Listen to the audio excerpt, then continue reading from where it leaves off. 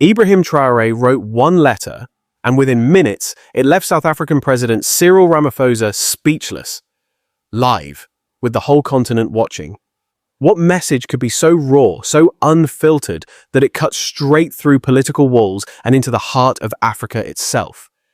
This is not just about politics. It's about a moment that made millions stop and ask, are we witnessing the birth of a new Africa? Stay with me, because you're about to hear the words that shook presidents and lit a fire across nations. Before we start, drop a comment telling me where you're watching from and hit subscribe so you don't miss what comes next. President Ramaphosa's hands trembled as he clutched the parchment. The studio lights didn't feel warm anymore. They burned. Beads of sweat shimmered almost defiantly along his temple. The silence in the room was louder than any crowd. Was it the weight of history pressing in? Behind the camera, a technician's hand hovered over the cut button, but didn't press it. The nation was watching, and the man they elected stood frozen in front of them, caught between two worlds. The one he knew and the one the letter was about to open. His lips parted, his voice barely audible. To the honorable leader of South Africa, I write to you not as a president, but as a fellow son of Africa who finds no rest at night. Could these words change the course of a continent? The words hit like a drum beat at, echoing deep in the chest. Across living rooms and office floors, viewers leaned in. I see children starving in Lasso. I see teenagers drowning in the Mediterranean, chasing a Europe that rejects them. Ramaphosa blinked rapidly. He tried to steady his voice. I see brothers in Nigeria losing their belief in democracy, and I ask myself, what have we become? His voice cracked. The paper in his hand fluttered slightly, his grip loosening. And then the sentence came. Quiet. Terrible. True. If we, the ones with power, sleep peacefully while our people suffer, then we are not leaders. We are the final betrayal. Was this not the very fear Mandela once warned about? The president stopped. He couldn't go on. One hand rose to his face, but not to wipe the tear now tracing his cheek. He let it fall. Let the nation see it. Behind him, a panel screen still read, African Union Briefing Regional Stability and Policy. But that headline no longer mattered. Something irreversible had just happened. This was no longer a policy address. It was a reckoning. In Soweto, a street vendor dropped the fruit he was stacking. In Durban, a teacher halted a lesson mid-sentence, heart-pounding, and turned the classroom screen to full volume. In Limpopo, an elderly man whispered. Mandela cried once too. And in living rooms across the continent, the same question formed on every tongue. Who is this Traoré, and what truth had he just unleashed? Ramaphosa lowered the page. This letter, it's not about politics, he said slowly. It's a cry. His eyes met the camera directly. And maybe it's time we finally listened. A pause. Then from the control room, a soft voice asked, Cut to break? But the producer only shook his head. No, we're not cutting. The world is watching. And then social media exploded. Hashtags began trending in 3 languages. In capital after capital, debates erupted. The letters at Africa awake at Ramaphosa reads. A young woman in Nairobi tweeted, He's not crying for himself, he's crying for all of us. But the story wasn't finished. The most emotional moment hadn't even aired yet. Ramaphosa cleared his throat. He looked down again. Slowly, shakily, he lifted the paper and read the next lines. I possess tanks. I possess firearms. Yet I remain sleepless, knowing a mother in Kicha sobs because she cannot feed her own child. Gasps echoed through the press room. One journalist turned away, hands over her mouth. Another clutched her necklace. This was no longer diplomacy. It was a soul speaking out loud, and another soul breaking while receiving it. Was this how revolutions begin? Not with banners, but with truth. Ramaphosa struggled to go on. What are we building? The letter asked. Do the bones of our people pave the roads to our conferences? And then his shoulders dropped, his hands loosened. The letter fell to the desk, and South Africa's president bowed his head. No more words, no more protocol, just a man weeping. It wasn't weakness. It was a mirror. The control room dimmed the feed, not to censor it, but to let the moment breathe. On screen, only the image of the trembling president remained, and still, the letter wasn't finished. Somewhere, Ibrahim Traoré was watching. Did he sense the weight of this moment spreading beyond borders? He knew exactly what he had written. He had written not just to a leader, but to history. What happens when a continent stops pretending, when pain is no longer hidden behind podiums and handshakes? Could the African Union itself withstand such honesty? You're about to see in the next part. President Ramaphosa plays a video, one no one expected. It is not a press release. It is the voice behind the letter. And what Captain Traoré says next will leave an entire generation breathless. President Ramaphosa's voice barely held steady as he continued reading. I write, not as a president, but as a sleepless son of Africa. That single sentence seemed to slice through the studio like a blade. No one moved, no one whispered. Even the air felt heavier. Behind the cameras, seasoned journalists forgot their questions. The sound technicians froze in place, headsets half lowered. This was no longer a scheduled address. It had transformed into something raw, something sacred. Ramaphosa's lips trembled. His eyes scanned the next line slowly, as though his mind was trying to catch up with the gravity of the words. I see children with swollen bellies in lasso, staring at empty pots. I see their mothers walking miles barefoot with no hope but faith. I see our youth risking death on foreign seas, clinging to the promise of another man's land because their own betrayed them. The room was silent, but the sound of pain seemed to echo through every corner. Who could listen and not feel the fracture in their own chest? A camera operator discreetly wiped a tear. A senior advisor standing just off stage bit her lip so hard it bled. This wasn't just a letter. It was a mirror held up to the soul of the continent. Ramaphosa paused. His hand gripped the page tighter. He blinked twice, slowly, trying to find his voice again. I do not blame the world, he continued. I blame our silence. The silence of those entrusted with power who treat leadership as inheritance, not responsibility. The camera zoomed in slowly. Ramaphosa's jaw tightened. If our buildings rise higher while our people sink lower, then we have not led. We have escaped. The line echoed with such clarity that it felt as if Traore was in the room, standing beside him, speaking through him. Across South Africa, viewers stopped what they were doing. Taxi drivers turned down their meters. Teachers paused lessons. Elders leaned closer to small radios. Something was happening, something real. Ramaphosa's breathing was shallow now. He was visibly shaken, but he did not stop. He owed the truth to his people. I have sat in meetings with men who count GDP while ignoring graves. I have heard applause in errand-conditioned halls while my people collapse from hunger. The words weren't written to criticize. They were written to confess. Traore wasn't condemning from afar. He was including himself. This was not a call-out. It was a call inward. Do you believe Traore's vision for Africa is a path to unity or division? Share your thoughts below. And if you stand with Traore's truth, comment Amen to show your belief. One line stopped Ramaphosa cold. His hand trembled again as he read it softly. If we sleep peacefully while our people suffer, then we are not leaders. We are the final betrayal. The sentence seemed to hang in the air, refusing to let go. A gasp rippled through the room. The letter, now slightly crumpled from the strain in the president's hands, had become more than paper. It had become a verdict. Ramaphosa could barely continue. His throat tightened. His next words came in a whisper. We sit on thrones made of dust and gold, forgetting the hands that built them.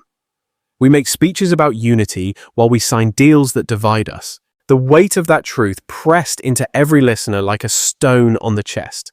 This was not performance. It was revelation. Somewhere in a Johannesburg apartment, a young woman clutched her child tightly and sobbed.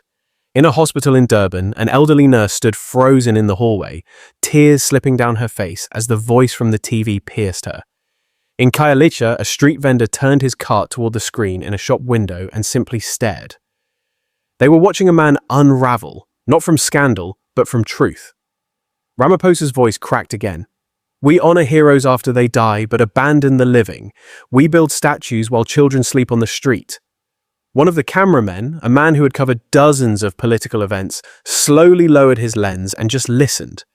He knew he was witnessing history, not because of what was being said, but because of who was finally listening. The president wiped his face with the back of his hand, but didn't stop reading. I do not offer policy, I offer pain, and with it the hope that one man's pain might awaken another's conscience. At that moment, something shifted in Ramaphosa's face. The stiffness faded. His shoulders dropped not in defeat, but in surrender. He wasn't clinging to power, he was holding on to something deeper, a connection. The letter continued. We are not victims of colonization anymore. We are victims of what we chose to become after. It was a sentence no one had dared to say out loud. Not like that. The cameras caught Ramaphosa pausing. He looked directly into the lens, then down, then back up again. His eyes were bloodshot, but steady now. Ibrahim Traoré, he said, did not write to me. He wrote with the weight of centuries, and he wrote to all of us. Then he added, this letter may not be official policy, but it is the truth. The technicians in the control room exchanged glances. Phones vibrated with calls from newsrooms, officials, embassies, but no one gave the order to stop the broadcast. There was more to come. Everyone knew it. But in that moment, South Africa held its breath. Not because it was afraid, but because it had finally heard something it had waited for a long, long time. A president crying was not a sign of failure. It was the first sign of awakening. And this letter, page by page, was only just beginning to speak. The paper slipped from President Ramaphosa's fingers. It floated down in slow, agonizing silence and landed softly on the polished wood of the news desk. His hands remained mid-air, suspended in disbelief, as if he had just dropped a part of himself. His shoulders trembled. He bowed his head and the tears fell quietly. Without shame, without resistance. There were no words left, just breath, just truth. The camera did not cut away. No producer gave the signal. No technician dared to interrupt what had become not a broadcast, but a vigil. The silence in the studio was no longer awkward. It was sacred. Every person in the room understood something irreversible was happening. They knew this moment would live far beyond the walls of that room. They were witnessing the breaking of a man, not in disgrace, but in deep reckoning. And that breaking somehow felt like healing for everyone watching. Across South Africa, time stopped. In a modest home in Google, a grandfather stood frozen in front of the television, his old felt hat clutched against his chest. In a township outside Durban, schoolchildren sat cross-legged on the floor of a classroom, eyes wide, staring at the screen. Into a Market W woman held a tomato in one hand, her other hand covering her mouth. All of them watched as their president cried. Not for power, not for pity, but because something inside him had finally been pierced. The letter lay unfolded, its words visible to the cameras, though none could read them now. The message had already entered the bloodstream of the nation. Ramaphosa raised his eyes, swollen with emotion, and tried to speak, but his throat closed. He pressed a hand to his chest and nodded slightly, as if to say, I cannot go on. But still he sat. He did not flee the moment. He stayed in it. The most powerful man in South Africa, silent, still undone. The silence outside the studio was not empty. It was filled with tears. In homes, in shops, in buses. A shared grief rose like smoke. For every mother who had begged for school fees, for every hungry child, for every forgotten corner of the land, this moment belonged to them. Ramaphosa's cry was not just his. It was the sound of a continent exhaling its pain. People did not just see a man cry. They heard the cry they themselves had carried for decades, locked deep inside, but had never been allowed to release. And then the line came, the one that would etch itself into the walls of history. Ramaphosa, his voice barely above a whisper, spoke it as if it had been branded onto his soul. We do not need applause. We need courage. His voice cracked. A tear hung from his chin before falling silently onto his lapel. He closed his eyes. In that moment, he was not a politician. He was not a figurehead. He was something rarer. a human being stripped bare before his nation. He was just a man carrying the weight of a letter that had done what no policy, no meeting, no speech ever had. In the control room, a young intern turned to the senior producer and said quietly, "Should I take us to commercial?" The producer shook his head slowly. "No, we stay. This is history. You don't cut from history." Was there anyone in that room who did not feel the shift in the air? On the streets of Cape Town, drivers pulled to the curb, tuning in on car radios. Pedestrians gathered around electronic shop windows, some pressing their hands to the glass. A teenager live streaming the moment whispered to her followers, "I've never seen a leader like this. He's breaking, but he's real." Somewhere in Limpopo, a woman dropped to her knees in her small kitchen, hands covering her face. She remembered losing her husband to a collapsed mine shaft, a tragedy the government never acknowledged. But tonight, someone was finally crying for men like him, and that somehow mattered more than justice. The letter itself remained untouched on the desk. No one dared retrieve it. It had already done what it was meant to do. Its author, Ibrahim Traoré, had written each word not as accusation, but as release. Could such release be the first step toward healing an entire continent? And now the words were no longer his. They belonged to the people. They were breathing, moving, healing. In a Johannesburg cafe, an elderly man stood and began to recite what he remembered. "If we sleep peacefully while our people suffer, then we are not leaders. We are the final betrayal."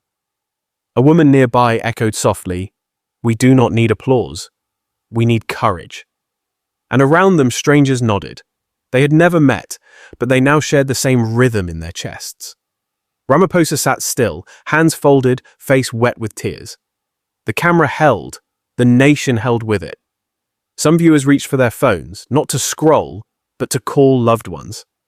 To say simply, "Are you watching this?" Others didn't speak at all. They just listened. For once, there was nothing else to say. No interpreter translated, no anchor cut in, no music swelled. The rawness was left untouched.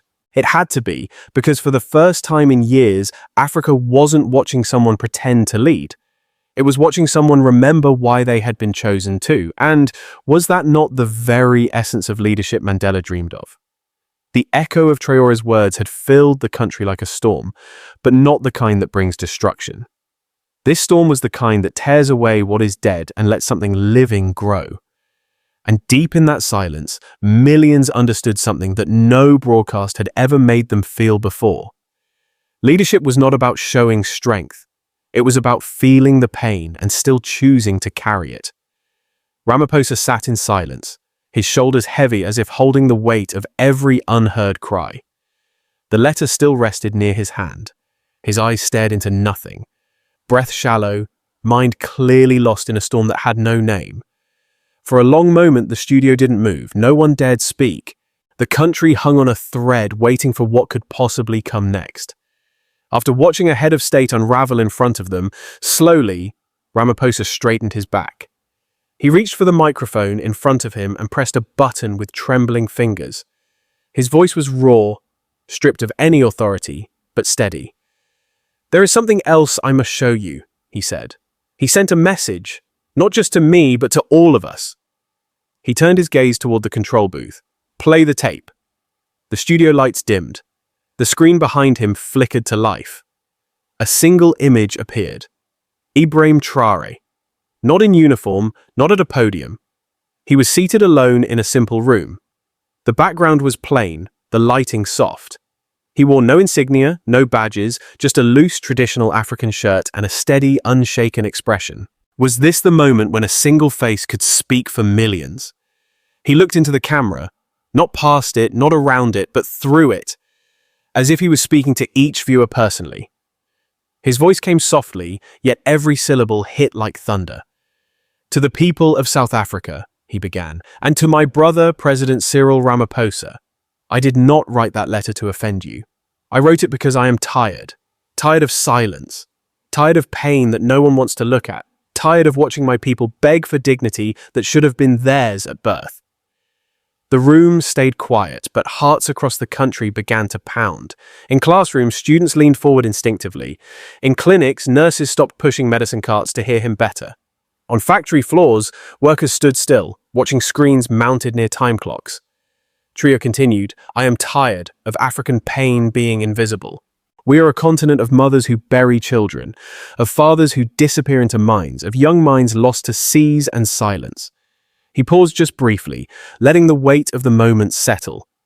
Then he said it, the line that carved itself into history. "No child should go hungry while our gold fills foreign pockets." That sentence, said in the calmest of tones, cracked the nation open. Could this be the simplest truth, the powerful fear most? In a Johannesburg flat, a young boy burst into tears without knowing why. In Bloemfontein, a grandmother pressed her palm to the TV screen. Across the country, a chill moved through every soul watching. "I do not speak to criticize," Traore said. "I speak because I remember. I remember standing as a boy in the market and watching a woman scream as her baby died in her arms. There was no doctor, no medicine, only the sound of grief and dust." He looked down for a second, eyes blinking once. "That baby was not mine.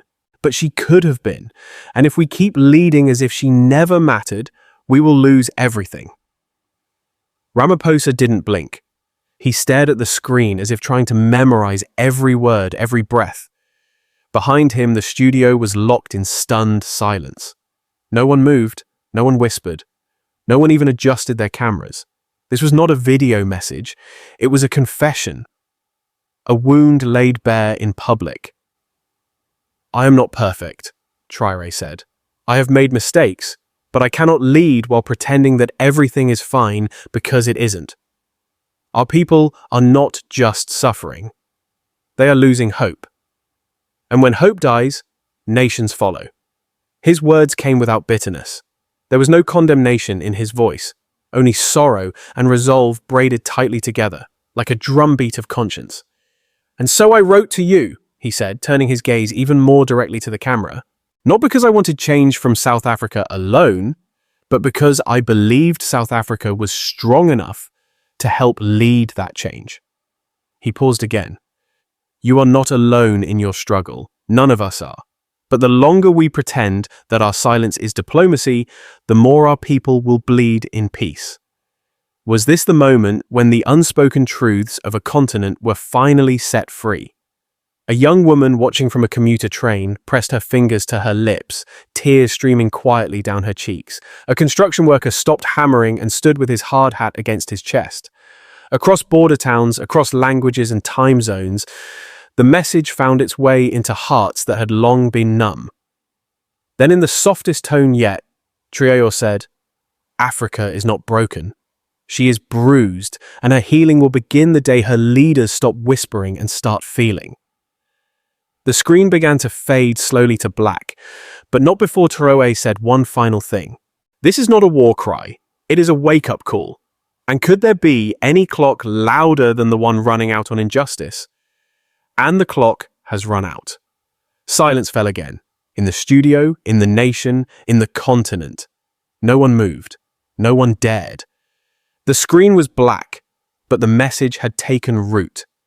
Ramaphosa sat frozen in his seat, eyes glassy, lips parted. But he didn't speak. He didn't need to. The voice behind the letter had spoken, and Africa was listening. In a quiet, windswept village in Limpopo, where the dirt roads stretched like tired arms toward the horizon, the sun had begun its slow descent behind the thatched rooftops. Inside a one-room home lit only by fading daylight and the soft blue glow of an aging cell phone, a little girl named Lindiwe Kabo sat cross-legged on the floor beside her grandmother, Thandiwe Kabo. The signal was weak, but it was there, enough to stream the live broadcast, though the screen was cracked and the audio hissed between words. Still they watched, both of them frozen in place. The tiny room fell still as the face of President Cyril Ramaphosa appeared on the phone once again. Eyes red, lips trembling, barely able to speak. Lindiwe turned her face toward Thandiwe, brow furrowed, her voice barely a whisper. "Go! Why is that man crying?" Her grandmother didn't respond right away. She was staring at the screen with a look Lindiwe had never seen before. Not fear, not sadness. Something deeper, something fragile and strong at the same time. Finally she spoke, her voice soft, heavy and warm. Because someone finally spoke the truth. Lindiwe turned back to the phone. She didn't fully understand the words being said. She didn't know who Captain Ibrahim Traoré was. She had never heard of the African Union. But she recognized the sound in the president's voice. It was the same sound she heard from her mother at night when she thought Lindiwe Kabo was asleep. It was that trembling in a voice when truth and grief collide. It was the sound of someone trying not to cry and failing. The voice of Traore continued to echo from the small speaker. No child should go hungry while our gold fills foreign pockets. Lindiwe looked down at her stomach, which had not been full since 2 days ago. She glanced over at the corner of the room where the cooking pot sat empty, the last handful of maize meal long gone. And suddenly, without understanding why, she began to cry too. Thandiwe Kabo gently placed a hand on her back, rubbing slow circles as her eyes stayed locked on the screen. That man, she said softly, he's not crying because he is weak. He is crying because something inside him broke open, something that was never supposed to be hidden in the first place. Lindiwe wiped her eyes on the sleeve of her dress. But he's a president. Aren't they not supposed to cry? Her grandmother shook her head. A president who cannot cry is a president who has forgotten how to feel, and a leader who cannot feel cannot lead. Was this not the very difference between power and true leadership? Outside their small house, a few neighbors had gathered in the yard, holding their own phones, watching the same video. The entire village had heard about the speech. A teenager from the next settlement over had sent the link through WhatsApp, and it had spread like fire through dry grass. Now they stood in silence under the falling sun, listening to the same words that had brought a president to tears. I do not offer policy, I offer pain, Traore's voice said from the screen. Because pain is something no one wants to talk about, but it is the only truth we all carry. A woman standing outside the door crossed her arms tightly over her chest. Her youngest son had died from a treatable infection the previous year. There had been no clinic nearby, no medicine, no car to take him to the city. She looked down at the ground, then at the screen again. Now someone speaks for him, she whispered. Lindiwe looked up at Thandiwe again. Do you think he knows about us? That man who wrote the letter? Her grandmother gave a tired smile. Maybe not you by name, child, but he knows your story. Because it is the story of many. Inside her school notebook, which she usually used for arithmetic and spelling, Lindiwe flipped to the last page and began to draw. First, she drew a man crying. She didn't know exactly how to get his face right, but she drew his eyes big and soft. She wrote under it in blocky handwriting, "He remembers us." Then she added, "A pot, a little girl, and a broken road that turned into a flower." Could it be that, even in hunger, hope still found room to bloom? In a way she couldn't yet understand, something had shifted inside her. Her hunger was still there. The dust in her home had not lifted. The world around her remained the same, and yet something in her spirit felt a little taller, a little steadier. The video ended. The screen faded to black. The silence that followed felt less empty than it had before. Thandiwe sighed and placed the phone face down on the floor.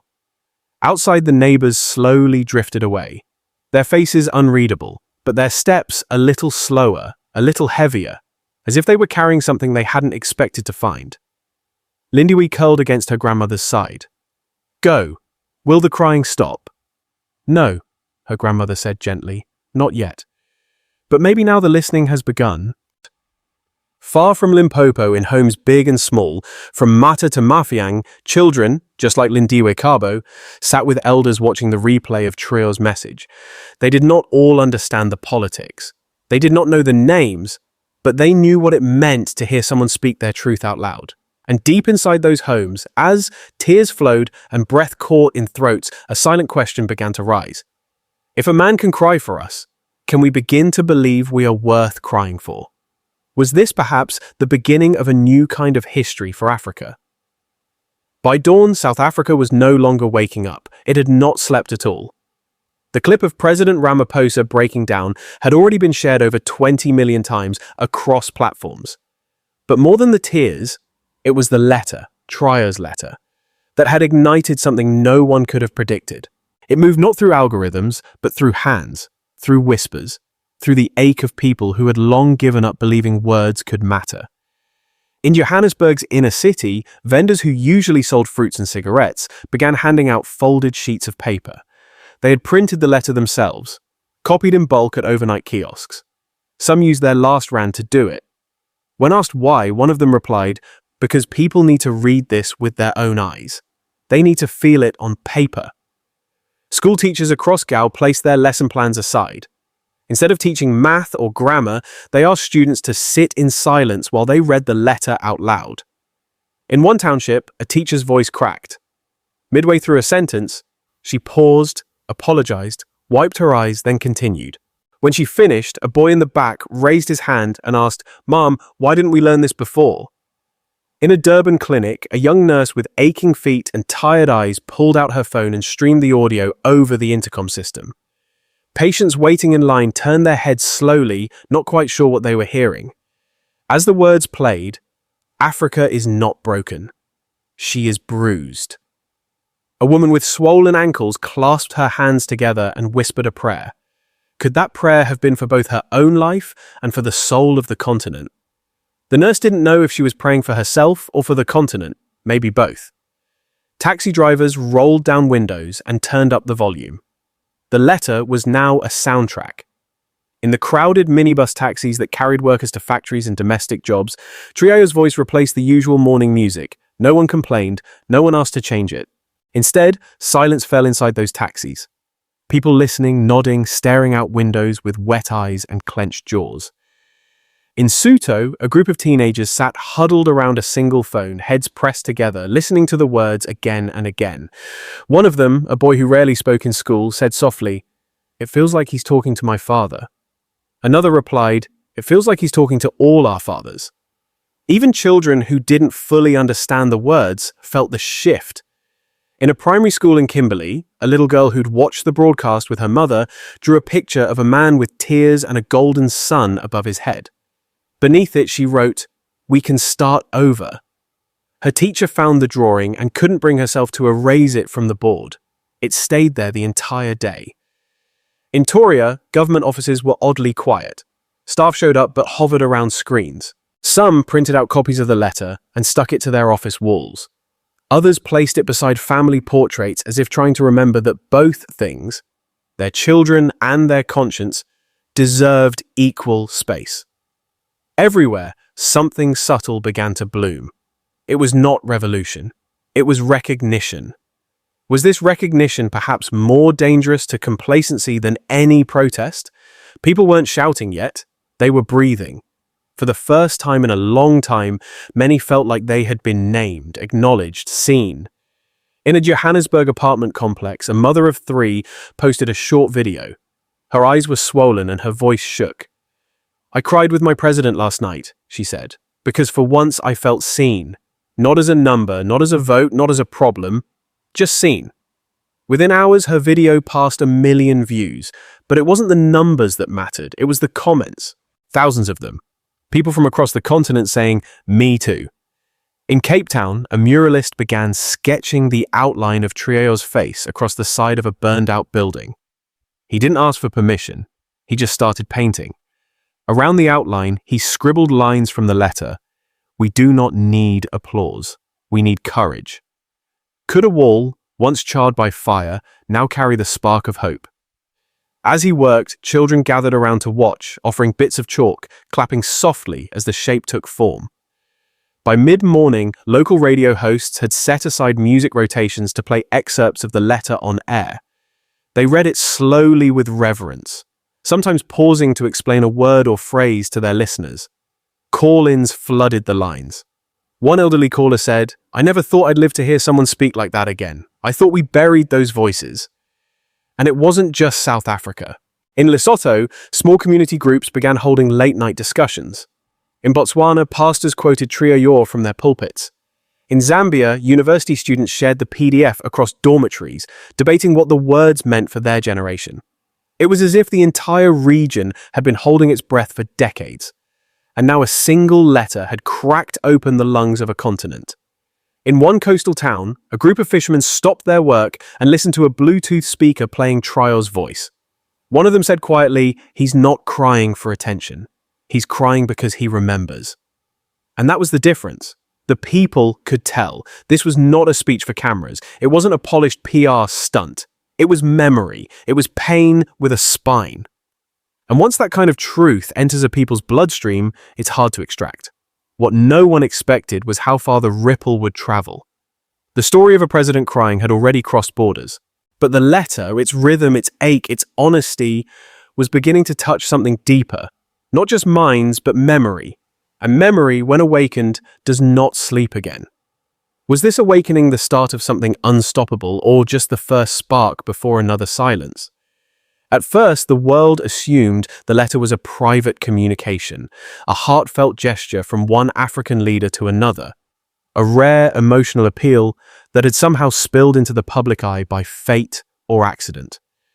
But within days, that illusion shattered because by then the same letter, or variations of it, had surfaced in places far beyond South Africa. In Nairobi, Kenya, the student union at the University of Nairobi posted a scan of the letter on every bulletin board across campus. The same crimson seal, the same parchment-style paper, the same unmistakable opening line. "I write to you not as a president, but as a sleepless son of Africa." Below it, a handwritten note signed in Traore's slanted script read, "To the leaders of the East, the clock is ticking for all of us."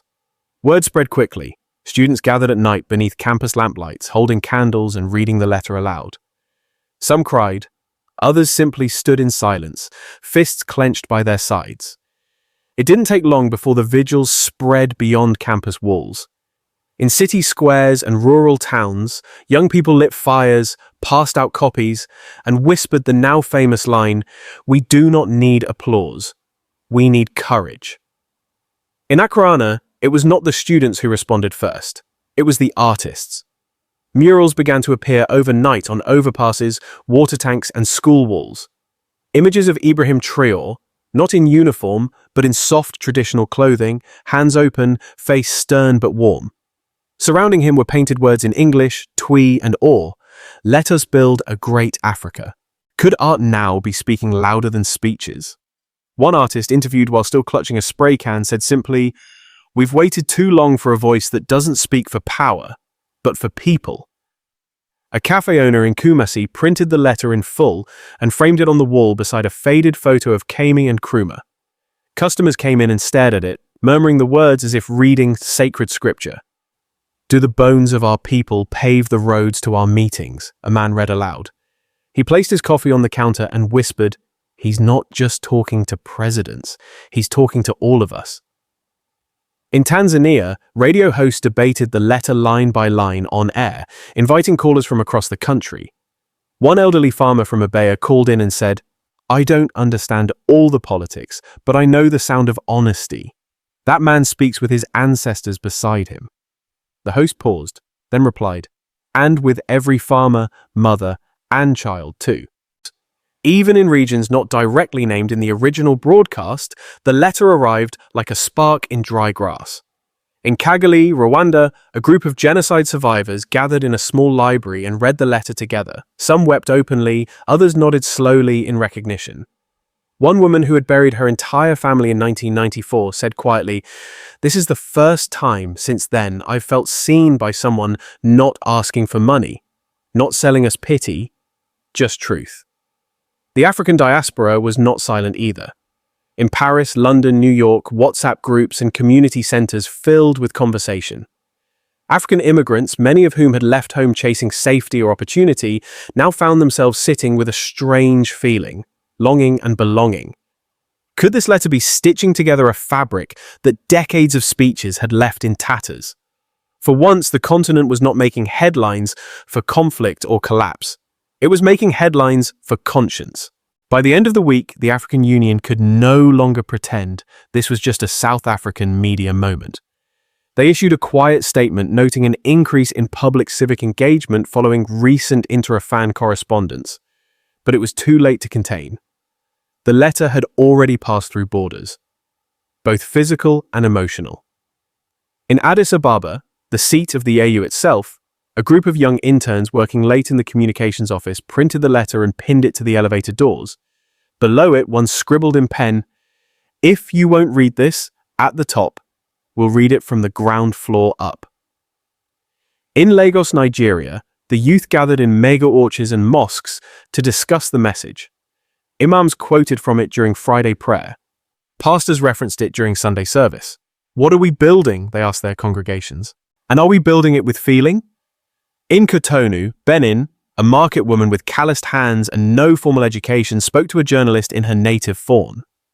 "I don't know who this man is," she said, "but he speaks like someone who's walked through our villages, not flown over them." There was no press release, no government endorsement, no summit or official unveiling. And yet the words moved like wind. They blew through cities and towns, across rivers and languages, uninvited but welcomed. It was not a policy. It was a memory being returned to the people. For years, African nations had waited for something that didn't sound like another development loan, another donor project, another external lecture. Now, they were hearing something different. A call not for aid, but for awakening. Was this the very shift that could outlast any political term? Traoré had not mailed the letter to institutions. He had not faxed it to embassies or sent it through diplomatic chains. He had written it as a human being, and by doing so he had bypassed every gatekeeper. His letter traveled without permission, and wherever it landed, it found people already waiting for it. Because sometimes the truth doesn't ask to be heard. It simply arrives. The phones in the union buildings hadn't stopped ringing since the broadcast. Ministers, advisors, even foreign correspondents flooded the lines. But one call broke through all the noise. It wasn't scheduled, it wasn't protocol, and it wasn't filtered through diplomatic layers. The foreign minister of Kenya was on the line, and he wasn't calling out of courtesy. Ramaphosa's senior aide picked up, already exhausted from a string of press requests. "Yes, Minister." A pause. Then the voice came through firm, direct, and unmistakably clear. "We want in." The aide blinked, caught off guard. "In on what?" Another pause, then the reply, unwavering. "Whatever this is, this moment, this fire, don't let it die as just another viral episode. We're ready to move." In the silence that followed, something shifted. Until now, everyone had reacted emotionally. Letters had been printed, murals painted, vigils held. But this was something different. This was political will. Do you believe Traoré's movement is the seed of a new Africa, or just a passing moment? Share your thoughts below, and if you hope for a new Africa, comment New Africa. The aide stood as if gravity had changed. "I need to brief the president." He didn't wait. Within 5 minutes, Ramaphosa was seated at a secure line, listening to the Kenyan foreign minister speak without notes, without formal greeting. "We have students sleeping in libraries because they believe this letter is the syllabus we've been missing. We have elders asking for copies, clerics quoting it in sermons. We're watching not just you, but your response." Ramaphosa listened carefully, his face unreadable. He had barely slept. He hadn't even debriefed with his security team. And now here was another nation, another proud republic, extending a hand. Not for trade, not for negotiation, but for something deeper. "This isn't a press wave," the Kenyan minister continued. "This is the wind changing, and we feel it too." Ramaphosa leaned forward slowly. "And what do you think we should do?" "We build quietly, carefully, together. No flags, no fanfare, just unity." It was not an official declaration. It wasn't a treaty or a pact, but it was the first spark of what would later become known as the informal coalition. A private circle of African nations not bound by contracts, but by conscience. Over the next 48 hours, similar calls followed. From Ghana, "If there's a table, we want a seat." From Tanzania, "Tell us where to begin." From Rwanda, "We don't need a press conference, we need purpose." But they didn't make announcements. There were no televised commitments. These were quiet exchanges, back-channel whispers between leaders who, for the first time in decades, felt something stirring beneath the surface of their borders. They didn't all agree on strategy. Some wanted to act swiftly, others urged caution. But all of them recognized that something rare had happened. The continent had found a pulse. In Traoré, Ramaphosa gathered a closed-door council. Just 4 advisors, no media, no speeches. On the table in front of them lay the original letter, folded neatly beside a folder containing messages from citizens around the country. He opened the meeting not with a statement, but with a question. If we don't act now, what do we risk losing? The room stayed quiet. Then his Minister of Education spoke. If we wait too long, we turn this truth into performance. And performance is what killed African unity the last time. Another advisor nodded. This cannot be a moment. It has to be a method. Ramaphosa sat back in his chair. He closed his eyes briefly. The image of himself crying on live television still haunted him. Not with shame, but with gravity. It had stripped away the office, the podium, the presidential barrier. It had shown the continent a man. And could that man now afford to hesitate when the continent was watching? Now the question was, what would that man do next? We do this, he said quietly. Not as a political move, not even as a policy. We do this because the people have already gone ahead of us. They've started the march. We follow. Elsewhere in Nairobi, the Kenyan foreign minister convened his own circle. No parliamentarians, just educators, economists, and a youth representative. They sat in an ordinary meeting room drinking tea from mismatched mugs, passing around a dog-eared printout of Traoré's letter. One young woman, barely 23, pointed to the line, "Africa is not broken, she is bruised." She said, "This isn't a slogan, this is diagnosis." The minister turned to her. "Then give me the prescription." She didn't hesitate. We build something that doesn't need foreign permission. Education, healthcare, communication. We start small, but we start now. Back in Traoré, Ramaphosa reached out to a former president, one who had long retreated from public view. He shared the events of the past week, the calls coming in, the groundswell rising. The elder statesman listened carefully. Then he said something that stayed with Ramaphosa for days. The last time Africa stirred like this, we were unprepared. Not for the dream, but for the work. Don't make that mistake. Across borders, behind closed doors, the first outlines of a vision began to form. It had no logo, no funding, no manifesto, but it had people, it had memory, and it had truth. And that was more than enough. It was late afternoon in Traoré when the guards stationed at the union buildings noticed an unfamiliar figure approaching the gates. She wasn't escorted, no diplomatic vehicle, no security detail, just a lone woman walking with a determined, steady pace beneath the fading sun, wearing a long blue dress and carrying a worn canvas bag slung across her shoulder. Dust clung to the hems of her skirt and the soles of her sandals, but her posture was straight, her expression calm. When she reached the checkpoint, one of the guards stepped forward, cautious but curious. "Ma'am, this is a restricted area. Do you have an appointment?" She opened the bag and removed a sealed envelope, holding it out without hesitation. "I was asked to deliver this in person to the president." The guard frowned, glanced at the envelope. It bore no official markings, no embassy stamps, only a hand-scrolled name on the front. Cyril Ramaphosa. The second guard glanced at his partner. "And who are you?" She didn't flinch. "My name is Mariama Traoré. I'm the sister of Captain Ibrahim Traoré." That name alone made the air shift. The guards straightened instinctively. One of them reached for his radio, already relaying the name up the chain. Within minutes, a call reached the president's personal assistant, and from there, everything moved quickly. President Ramaphosa was in a meeting with senior advisors when the assistant burst through the door without knocking. "Sir, you need to come downstairs now." He looked up, startled. "What is it?" "She says her name is Mariama Traoré." Ramaphosa stood so fast his chair fell backward. 10 minutes later, Mariama stood in the grand marble lobby of the union buildings. She had declined a chair, choosing instead to remain standing until the president arrived. When he entered, she didn't bow, didn't extend her hand. She simply looked him in the eye and said, "Thank you for not turning away from the letter." Ramaphosa nodded slowly, still absorbing her presence. She looked nothing like her brother, and yet everything about her, the clarity in her voice, the quiet fire in her eyes, reminded him instantly of that voice that had broken the world open. Was this the same unshakable resolve that had carried the letter across borders? "I didn't expect to meet you," he said. "No one expected any of this," she replied gently. "But here we are." She unslung the bag from her shoulder and placed it on the table in front of him. It was heavier than it looked. Inside were dozens of letters. Handwritten, folded, some stained with fingerprints, some with edges torn. Each one carried a name, a place, a hope. "I brought these from home," she said. "Not official replies, not government responses.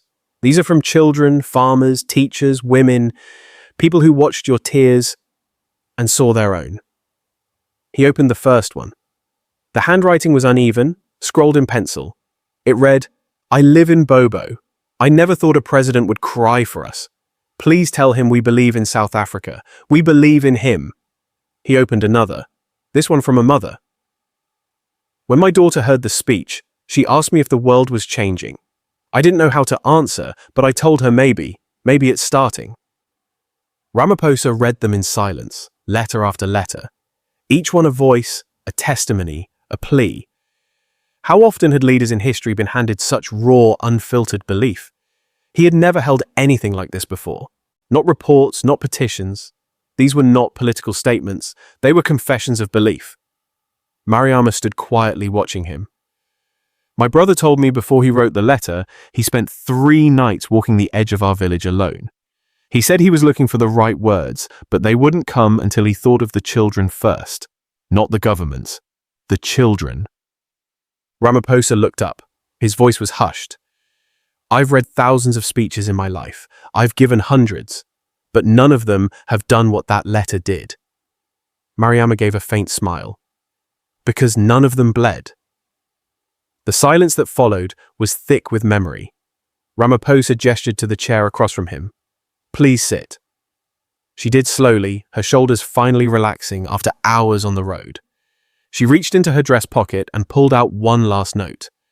This one was different. Folded tighter, thinner paper. She placed it in his hand and said, "This one is from me."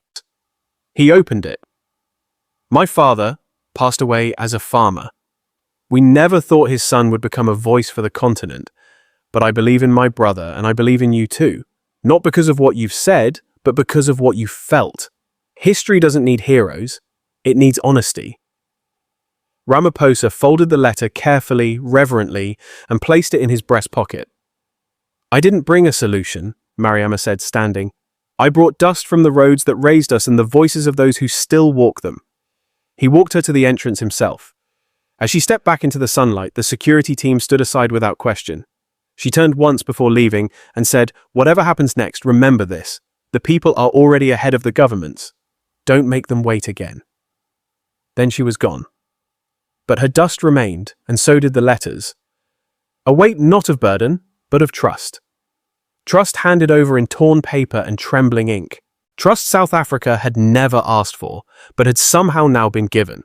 And in the long history of nations, how many leaders are granted such trust twice? That kind of trust doesn't come twice. The lights were the same, the desk untouched, the chair unmoved. Even the clock on the back wall still ticked with that same soft echo that once underscored a nation's gasp. But this time, when President Cyril Ramaphosa entered the studio, he did not tremble. He did not pause. He did not clutch a letter. His shoulders were square, his steps steady, his eyes clear.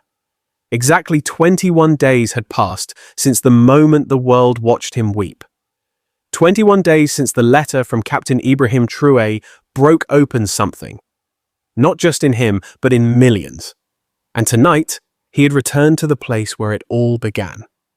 The cameras clicked on, the red light blinked, and the nation leaned in. Ramaphosa sat, folded his hands in front of him, and stared straight into the lens. The same lens that had once captured his tears now met a gaze full of resolve.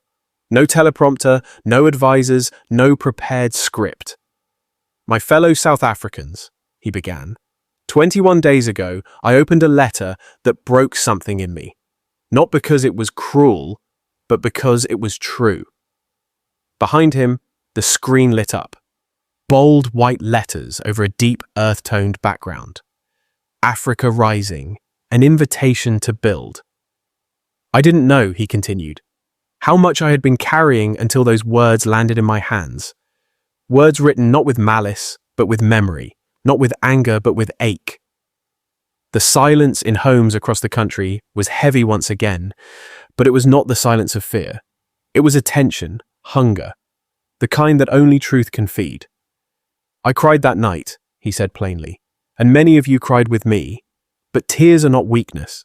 They are the body's way of surrendering to truth, and truth, my friends, is how we begin again.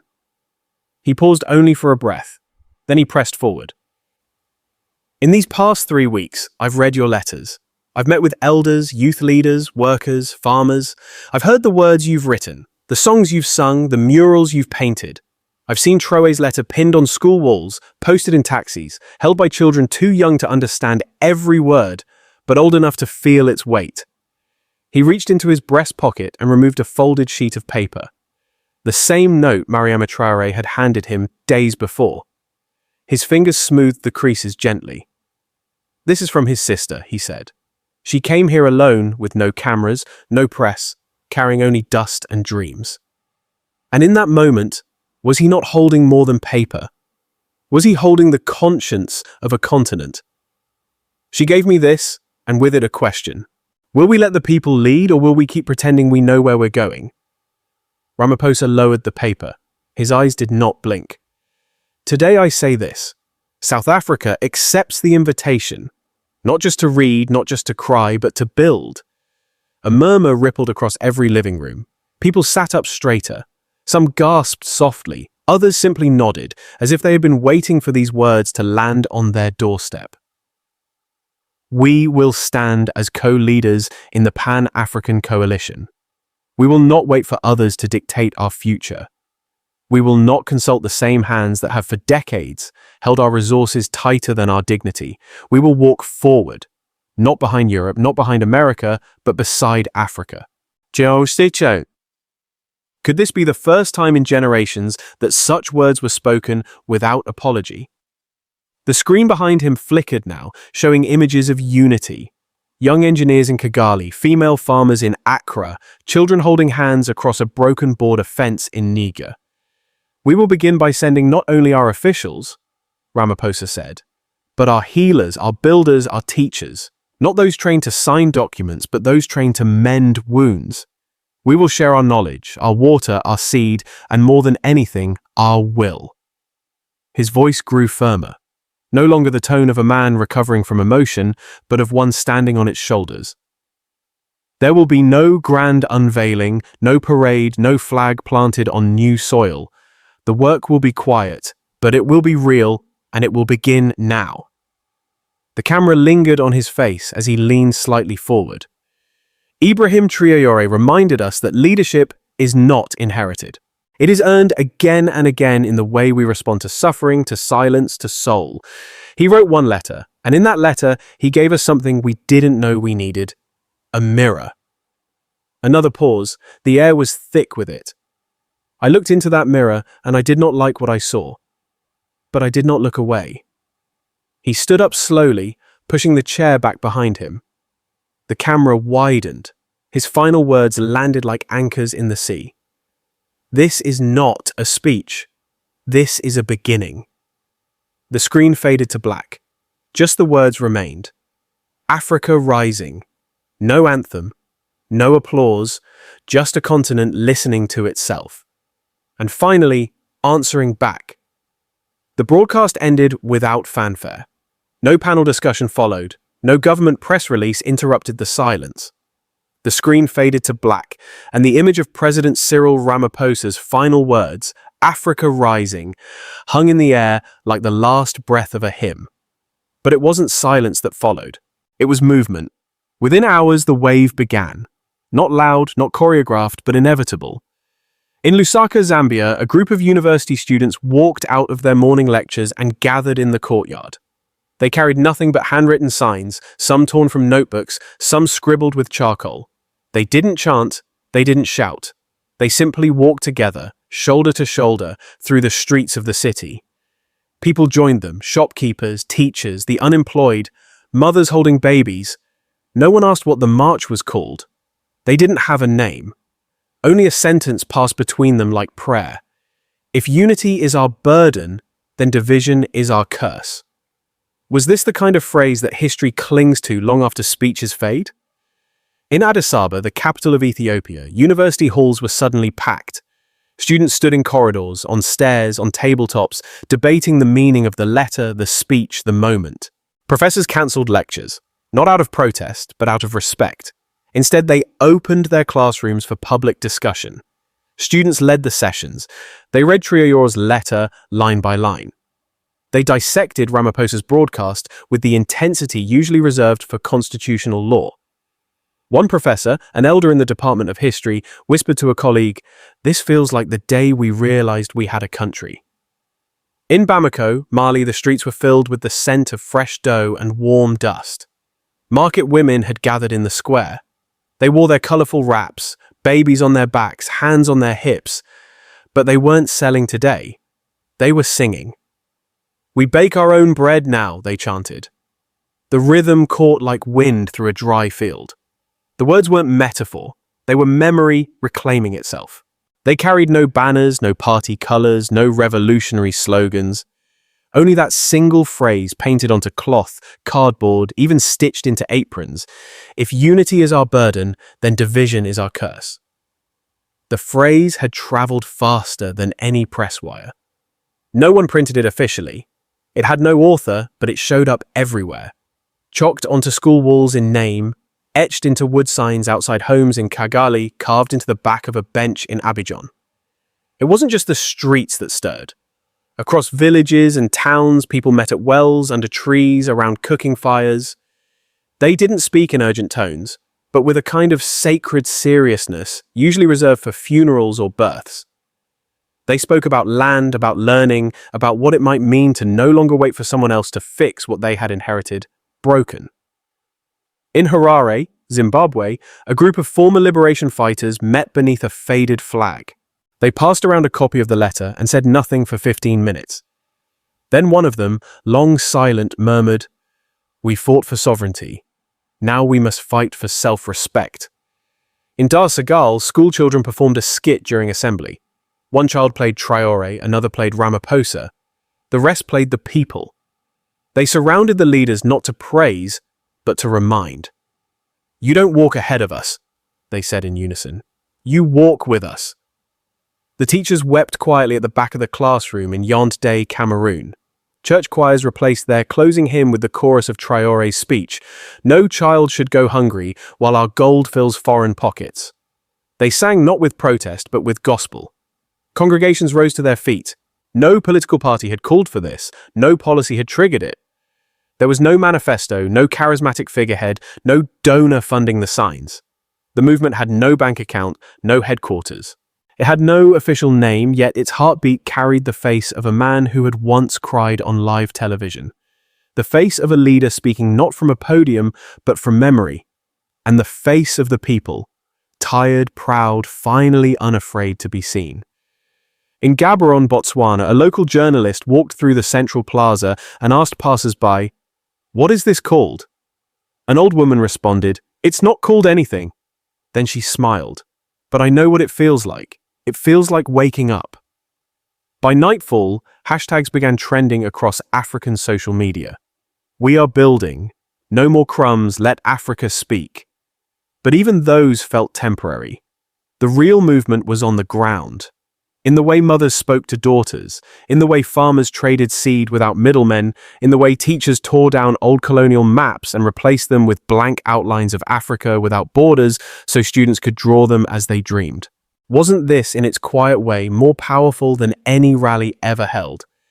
In a town near the Ghana-Togo border, a boy stood at a chalkboard and wrote in giant letters, "Africa is not broken. She is bruised." He underlined it twice. His teacher didn't erase it the next day. And somewhere in Windhoek, Namibia, a group of young women met in a community hall with no power. They lit candles and took turns reading the letter aloud. They reached the line that had started it all. If we sleep peacefully while our people suffer, then we are not leaders. We are the final betrayal. They didn't speak after. They just sat in the glow of the candles, each one holding the silence as if it were sacred. It had no name, but it had a pulse, and it was beating in every direction at once. No countdown, no anthem, no ceremonial introduction. The screen simply faded in, revealing Captain Ibrahim Traoré seated alone at a wooden desk beneath soft lighting. He wore no military uniform this time. No ribbons, no medals, no signs of rank. Just a plain African cotton shirt, sleeves rolled to the elbows, and a single pin shaped like the continent resting near his heart. There was no script in front of him, no teleprompter reflected in his eyes, only a deep, steady stillness. The kind of quiet that made people instinctively lean closer to their screens, as if afraid to miss even a breath. He looked into the camera, not as a leader preparing to issue orders, but as a man carrying something so heavy he could no longer keep it to himself. "I didn't come tonight to speak as a president," he began, his tone level but unshakable. "And I'm not here to speak as a soldier. I come to you only as a witness." His voice was calm, but behind the calm was a weight that did not bend. "I want to tell you about a man whose name I never learned," he continued, his eyes locked on the lens. "He was my neighbor's husband, a father of 3, a man who worked in the fields under the sun by day and sat with his children at night, teaching them how to count with stones." He paused, letting the image settle. "One afternoon, he collapsed in the street. We thought it was the heat, dehydration, maybe exhaustion. His wife screamed. His daughter ran to get help, but there was no help. No doctor, no clinic, just dust, silence, and time. Time that stretched too long for him to survive." The words came without dramatics, without flourish, but each one landed heavier than the last. "I remember standing there as a boy," he said slowly, "watching a grown man die. Not because he was careless, not because he was weak, but because no one thought he was important enough to save." He closed his eyes briefly as if to hold the memory still. No reporter came, no camera arrived, no leader made a statement. His death wasn't breaking news because African pain does not go viral. Across the continent, no one moved. In homes from Nairobi to Windhoek, from the rural hills of Loto to the dense neighborhoods of Abidjan, people listened. Not as spectators, but as participants in a truth they had carried silently for too long. Did they realize that, in some way, this story could be theirs too? "I carry that man with me," Traoré said. "In every meeting, every speech, every step I take. And I promised myself, if I ever had a voice that reached beyond my village, I would not use it to celebrate what I've achieved. I would use it to mourn him, because until his story matters, none of us truly matter." In Lagos, a woman watching on her phone dropped her head into her hands and wept. In Maputo, a group of dock workers turned off their machinery and huddled around a single radio. A voice that had once been political was now personal, and the line between those two was dissolving by the second. Traoré's hands rested calmly on the desk. "I do not tell this story to shame governments," he said firmly. "I tell it because that man's blood watered the soil where I stand, and I cannot build anything real if I pretend he never existed." His voice did not waver, but the silence after each sentence grew longer, like the continent itself was breathing between his words. "We have allowed ourselves to become numb," he said, "to deaths that happen off camera, to children who vanish in the shadows, to women who die giving birth in rooms without light. We speak of infrastructure, but not of the graves beneath it. We praise GDP, but forget the graves." He leaned forward slightly. "And now the world asks why we are rising. It is not because we hate, it is because we remember." In Nairobi, a teenage girl lived streaming the speech, whispered to her audience, "He's not talking about the past. He's talking about right now." Traoré sat back, his gaze steady but unhurried. "I do not come with charts or funding plans or blueprints. Those will come. But first we must feel again, deeply, until it aches. Until we cannot ignore what we have tolerated for too long. We must remember what it means to care without calculation, to act without first asking who will applaud." In the car, a father turned to his son and said, He's saying what we've been trying to say for years, but we didn't have the microphone. The boy didn't answer right away. Instead, he stared out the window, as if asking himself whether their generation would ever hold that microphone without letting it slip. Traoré looked down for a moment, then back up. I do not claim to have all the answers. I do not even claim to be ready. But I know this much. If the man who died in my village is forgotten, then every institution I build is a lie. His voice slowed, gathering a different kind of force. This is not a war speech. It is a funeral eulogy for every unnamed soul who gave everything and received nothing. He paused, letting the silence stretch like a tight rope across the air. But tonight, he said, we bury the silence, not the people. And from that soil, we will build. He did not smile. He did not cry. He simply placed his hand over his heart and nodded once, as if sealing something invisible between himself and the millions watching. Then the screen went black. The room didn't need an ending. The continent already knew what came next. Something long delayed. A reckoning that was no longer waiting for permission, no longer asking who would go first. The camera returned after a pause, but something had shifted. Ibrahim Traoré no longer sat with just memory in his voice. There was now weight in his hands. A physical object rested before him on the desk. A thick document bound in deep red leather. Its cover embossed not with his country's seal, but with the shape of the African continent itself. He placed both hands atop it and took a breath that carried the tension of 1,000 conversations. Then he said quietly, "We have wept.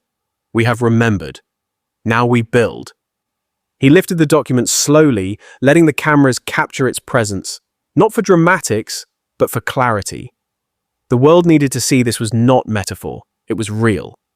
The cover reflected the soft studio light, and for a moment it looked less like paper and more like stone, something foundational. "This," Traoré said, "is the proposal I have written.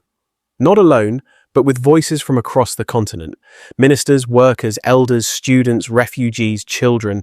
I asked them, what would Africa look like if it did not beg, if it did not borrow its spine? And they answered." He opened the book and turned to the first page. "A Pan-African coalition," he said. 10 nations, one purpose, no foreign donors, no invisible strings. Only African minds at the table bringing their own chairs. The vision unfolded plainly, with no pomp. Shared education curriculums written in our languages, our histories, our victories, and our mistakes. Scholarships that require no passports. Schools that sit on borders and ask children to enter from either side. Shared defense.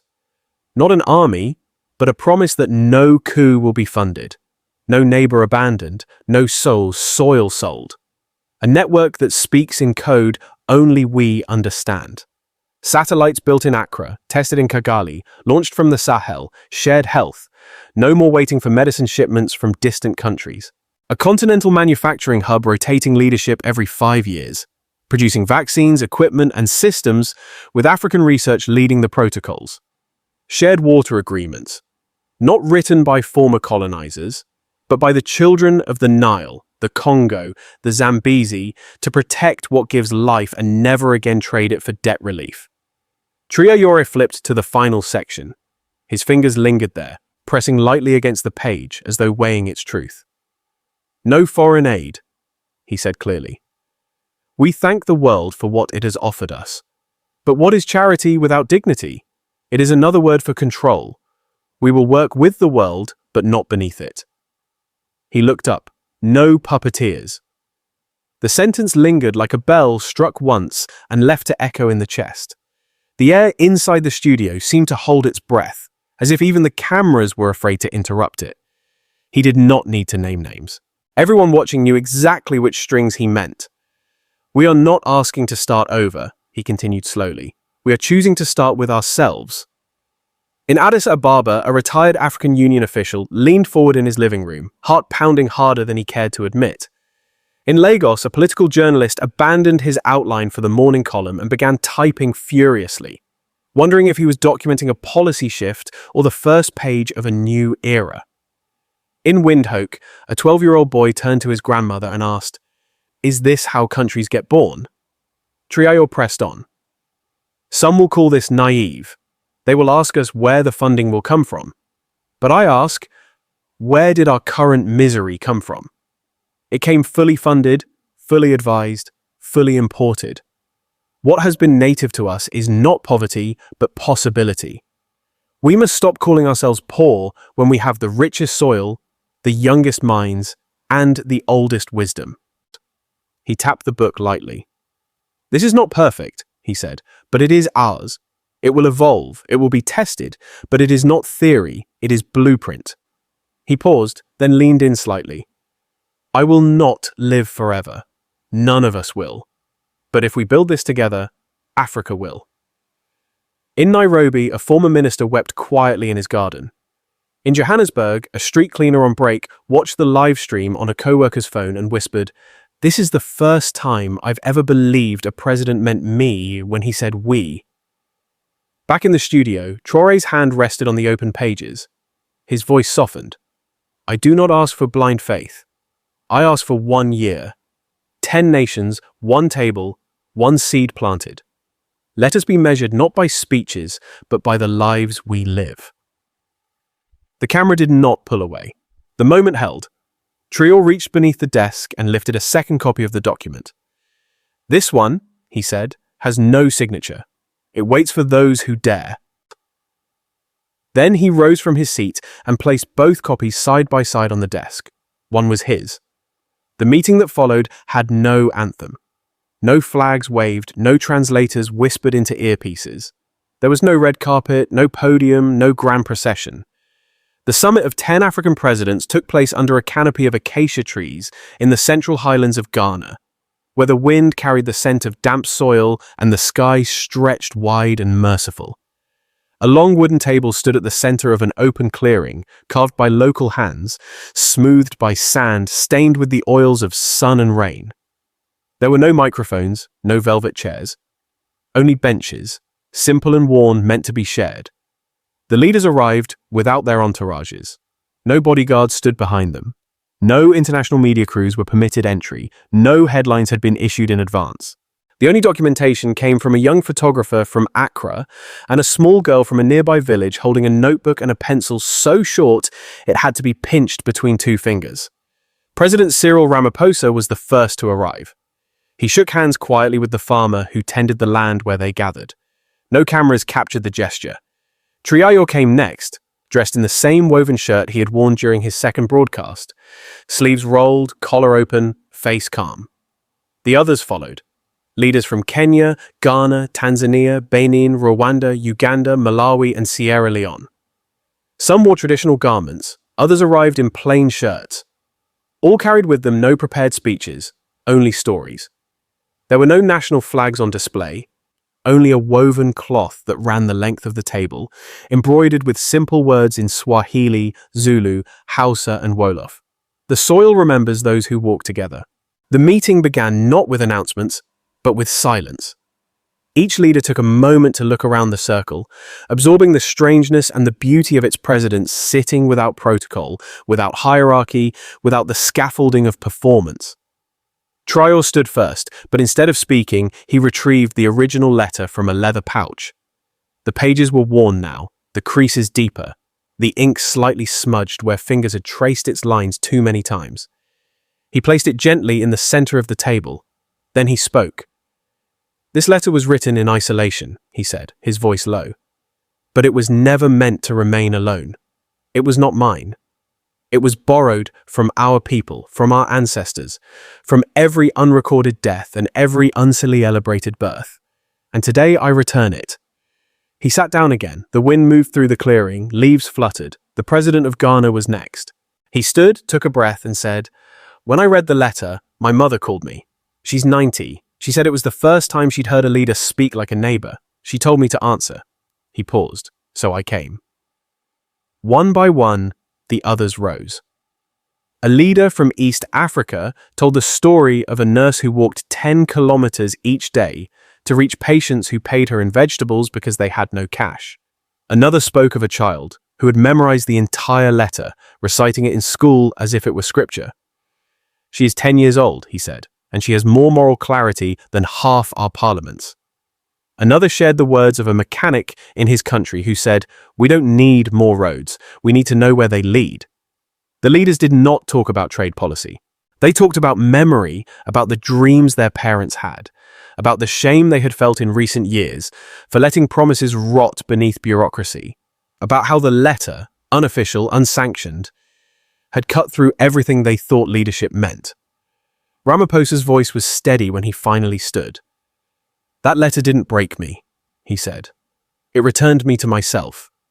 He looked down the line of faces. "And you, all of you, you showed me I wasn't alone in needing that return." Then Traore stood again and gestured to the edge of the clearing. A young girl, no older than 11, stepped forward. She wore a dress made from repurposed school fabric. Her hands trembled slightly as she walked to the table. In her left arm, she carried her notebook. Its pages were filled with sketches of Africa, sometimes whole, sometimes broken, sometimes stitched together with trees and rivers. Traore picked up the letter. He walked around the table and knelt before her. He looked into her eyes. "This letter no longer belongs to me," he said. "It belongs to all who dare to hope." He placed it in her hands. The presidents rose together, not because it was scheduled, not because an anthem played, but because something sacred had just passed from power to promise. The girl hugged the letter to her chest. The photographer lifted his camera and captured the moment. Not one word was spoken for several long minutes after. They didn't need to speak. The table was no longer just wood. It had become witness, not to an agreement, but to a beginning. The plaza in Ouagadougou, capital of Burkina Faso, had never been silent like this before. Normally, it was alive with vendors calling out prices, the scent of grilled maize in the air, radios crackling with music, and children chasing each other across the stone walkways. But today, the air felt different. Thick, almost electric. Could silence itself become a kind of message? Thousands had gathered. Young men in dusty work boots, elderly women balancing baskets on their heads, mothers with sleeping babies strapped tightly to their backs, and students gripping notebooks as if they might be called to write history themselves. Even the sky seemed to be holding its breath, as though Africa itself was waiting. At the very center of the square, covered by a long cloth of white and gold, stood something no one had yet seen. No photograph had leaked, no description had been given. Only the sculptor, a quiet man from Bobo Dioulasso who worked in the back of his grandmother's modest home, knew what shape this moment would take. He had labored for 27 days, carving not what he thought people wanted, but what he believed they had already become. Was he sculpting a statue, or was he sculpting a truth? Exactly at 10 o'clock, the mayor stepped forward. He didn't give a speech, didn't raise his voice. Instead, he simply turned toward the children standing in the front row. 5 of them stepped forward together, each gripping one corner of the cloth. On a silent count, they pulled. The fabric slid away like a whisper, revealing a cracked bronze envelope tilted slightly upward, as though it had been torn open by the wind itself. From the envelope's mouth poured a stream of sculpted words. Not in any known language, but symbols of thought, weight, and sound, rising like startled birds into the air. Some curved back toward the crowd, others spiraled upward toward the open sky, and a few seemed to break apart mid-flight, as if still traveling toward distant corners of the continent. At its base, carved deep into the stone, were the words, "One letter, one continent, one dream." The silence held for nearly a full minute. Then, a small child in the front row began clapping. A hesitant rhythm, offbeat but pure. Others joined in until the entire plaza was filled with applause. It was not the loud, frenzied kind that politicians crave. It was steady, solemn, the kind of applause you give to something that will never clap back, but has already spoken first. That afternoon, in a school just outside Ouagadougou, a teacher picked up a piece of chalk and carefully wrote the phrase across the blackboard. She didn't explain its meaning. The students already knew. For 2 weeks, they had been studying the letter, not as political science, but as literature, as philosophy, as testimony. Was this how lessons turned into movements? One girl, her voice trembling but clear, stood up and asked, "Can we recite it together?" The teacher nodded once. Together, They spoke the lines aloud, not from obligation, but from memory, because they had learned them the way you learn a song you love. I write to you not as a president, but as a sleepless son of Africa. Across the continent, in distant classrooms, those same words echoed. In Nairobi, a young student stood before a packed auditorium at the national speech competition. She performed a monologue drawn entirely from the letter, and when she finished, she won without contest. In Lagos, a school choir sang it line by line, replacing lyrics with the rhythm of the text, no instruments needed. In Lilongwe, a child with a stutter read it aloud to his class without pause. For the first time, he spoke without fear. Was it the words that carried him, or the belief they represented? The letter carried him. In Ghana, an art teacher asked students to draw what the letter meant to them. Some drew hearts, others drew broken homes stitched together with thread. One boy drew a tree made of hands, each one holding the next. At the bottom, he wrote, "If we hold each other, we never fall." In universities from Pretoria to Nairobi, professors rewrote syllabi to include the letter to President Ramaphosa in political theory courses. Not as an example of policy, but as an example of voice. Scholars debated its structure, its cadence, its use of repetition and sentience. But most of all, they debated its effect. How had one letter, written not to impress but to remember, become the most studied piece of writing in a generation? Traore had never called it a doctrine. He had never claimed authorship. But everywhere it bloomed. Murals painted it on walls in Kinshasa. Spoken word poets performed it in Accra. Street vendors in Johannesburg printed it on shirts, tea mugs, and even paper bags. In some cities, taxi drivers pasted lines from it on their rearview mirrors. Was it a decoration or a silent oath to themselves? In Bamako, an old woman placed a copy beneath her son's photograph on the wall. He had died in a protest years ago. She lit a candle and whispered, "He would have believed in this." And back in Ouagadougou, at the base of the statue, children placed hand-carved birds made of clay, mimicking the sculpted ones in flight. They came from nearby villages with pockets full of red earth and little else. But they left their birds there, tucked into the folds of the pedestal as offerings. Not to a man, but to the voice that had made them feel part of something too large to measure, yet not too large to join. Somewhere in a quiet room, the sculptor sat alone, listening to the wind whistle through his open window. He had not attended the unveiling. He never wanted credit, but he knew what he had carved. Not a tribute. Not a monument. A mirror. And across Africa, when children looked into it, they saw something not taught in textbooks. They saw themselves. The sun had not yet risen over Limpopo, but the clinic was already awake. It always was.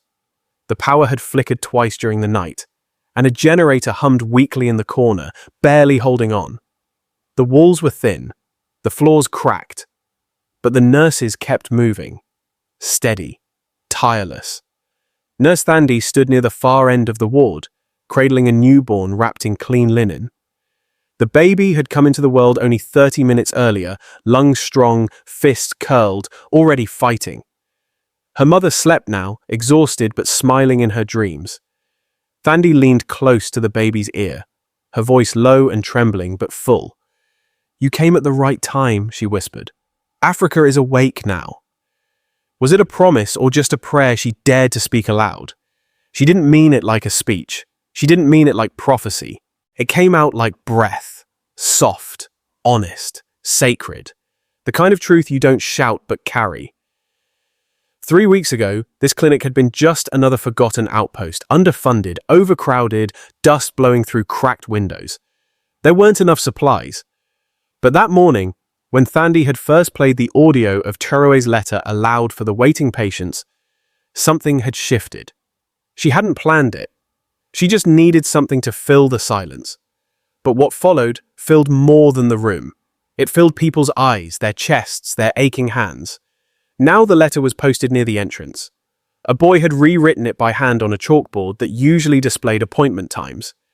He didn't ask permission. No one erased it. Each morning, Thandi read a new line aloud to patients waiting in chairs of scrap metal and worn cushions. Today's line was fresh in her mind. "We are not broken. We are bruised, and from our bruises we will grow." In the corner, another nurse folded linens. She glanced over and said softly, "Did you hear what happened in Mata?" Thandi shook her head. "They reopened the school. The one closed 5 years ago." Local mothers had raised the money. They named it the House of the Letter. Thandi smiled, eyes still on the newborn. "And what about the community hospital in Garu Asame?" They painted a quote from the speech above the doorway, "If the government can't remember us, we'll remind each other." Across the continent, such stories were no longer isolated. They multiplied like rainfall after drought. In Kigali, a teenager launched an app translating the letter into 10 regional dialects, so no child would need to read it in a borrowed tongue. In Dar es Salaam, a fisherman donated his month's earnings to buy books for a local school. Asked why, he said, "Because the tide is turning and I want to help steer." In Abuja, a university dean added a course titled Letters of Dignity and Direction, using Traore's speech and Ramaphosa's broadcast as core material. But none of this was coordinated. No central office, no funding body, just people remembering who they were before being told they were small. It wasn't a movement, it was a reawakening. And in places like Limpopo, where babies were born under flickering lights, it meant something else.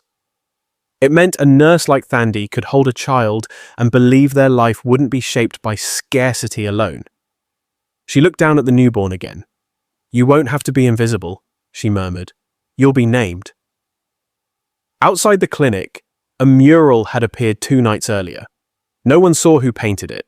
It showed a cracked wall opening not from violence, but from light pouring through, and from the center, a child holding a scroll. Above the child were words in red clay. "The letter never ends. It grows." Later that afternoon, Thandi stepped into the sun and saw 3 schoolgirls sitting in the grass, sharing a copy of the letter printed on folded newspaper. One read aloud while the others closed their eyes. "I do not offer policy. I offer pain." They weren't crying or smiling. Only still, the stillness before resolve, before the first step. Thandi looked back at the clinic. The line of waiting people, the sign on the door. All are welcome here. All are remembered here. She thought of her grown son, working in a city she couldn't pronounce when he left. Had he watched the second broadcast? Had he cried too? Inside, the baby began to cry. Not from hunger, but as lungs met the world. She picked the child up, humming softly. Outside, wind moved through dry trees like a hush. "You came at the right time," she whispered, "when we remembered who we are." The continent exhaled, not in sorrow, but in purpose. At dawn, a plane landed in Ouagadougou. Only 3 knew who was on it. President Cyril Ramaphosa came to Burkina Faso not for diplomacy or ceremony, but for something older. A black sedan waited, no flags, no anthem, only red earth and wind. He wore no suit, plain shirt, dark trousers, walking shoes. No briefcase, only an envelope in his pocket. Traore met him at a modest garden shaded by neem trees. Once a healer's home, now kept by students. They shook hands, eyes meeting like men who had stood among their people. They walked the gravel path, birds rustling, insects humming, wet leaves scenting the air. Silence held until Ramaphosa said, "Do you remember the moment I stopped reading?" Traore nodded. "I couldn't breathe." "Not from shame," Ramaphosa said, "but because I wasn't reading to me. I was reading about all of us." Traore paused near blooming Bugania. "I didn't know it would go that far." "You didn't just write a letter, you rewrote history," Ramaphosa said. Traore smiled. "No, brother. We all did." At a mango tree bench, Ramaphosa handed him the note Fatu had delivered weeks ago. "I read this daily, not for guidance, but grounding." Traore saw his sister's handwriting, folded it into his own pocket. She believed before I did. They sat as sons of their nations. Across from them, a pond mirrored the sky. Against a rock, a child's charcoal sketch of the letter curled at the edges. "I didn't expect the reaction," Ramaphosa said. "Not just from South Africa. From everyone. Artists, children, even my staff. They looked at me differently, not with less respect, but something else. Something like recognition," Traore said. "You gave them permission to feel what they'd buried." They sat in the stillness, birds calling in the distance, a school bell ringing faintly from a nearby neighborhood. Time passed in the way it only does when men speak with nothing left to prove. President Ramaphosa leaned forward, elbows on his knees. I spent too many years trying to manage the future, but the letter made me ask what kind of ancestor I was becoming. Traore nodded slowly. The kind who listens before speaking. That is the hardest kind to be. They walked to the center of the garden where a circular stone had been placed recently, inscribed in 3 languages. To the ones who remembered what we forgot. Ramaphosa knelt, his hand flat on the stone. You know there will be backlash. Outside, within, he said quietly. Traore answered, there's no easier path left, only the right one. At the gate, Ramaphosa placed a hand on Traore's shoulder. If anything ever happens, promise me the letter stays in the people's hands. Traore did not hesitate. It already is. No cameras, no headlines. But across Africa, something deepened, unseen and unstoppable. It began under a neem tree in a schoolyard. A boy hummed a tune while tying his shoe. Another joined, then another. By dusk, the melody had crossed village lines, slipping into the lungs of a continent. In Nairobi, Bamako, Lagos, the tune was carried in different rhythms. The clap of market stalls at dawn, the rustle of grain sacks, the hammering of new roofs. Words emerged from fragments of Traore's letter, Ramaphosa's tears, Fatu's hope. By morning, they called it the anthem of the letter. It had no refrain. Each verse changed with the singer, the language, the grief it rose from, but always returned to one line. We are enough. In Addis Ababa, a blind woman traced those words carved in stone. In Dar, a radio host played it between folk songs. I don't know who made this, but I know it came from all of us. One afternoon, under the baobab where Ramaphosa and Traore had once walked, 5 children from 5 nations stood in a half circle and sang. Not loudly, not for show, just honestly. An elder wept. I waited all my life to hear this, she said. On a balcony in Ouagadougou, Traore listened to drums from a nearby school. It wasn't the sound of conquest or resistance. It was the sound of return. Across the continent, people spoke of the letter as they would a season's first rain. No orders given, yet everyone preparing the soil.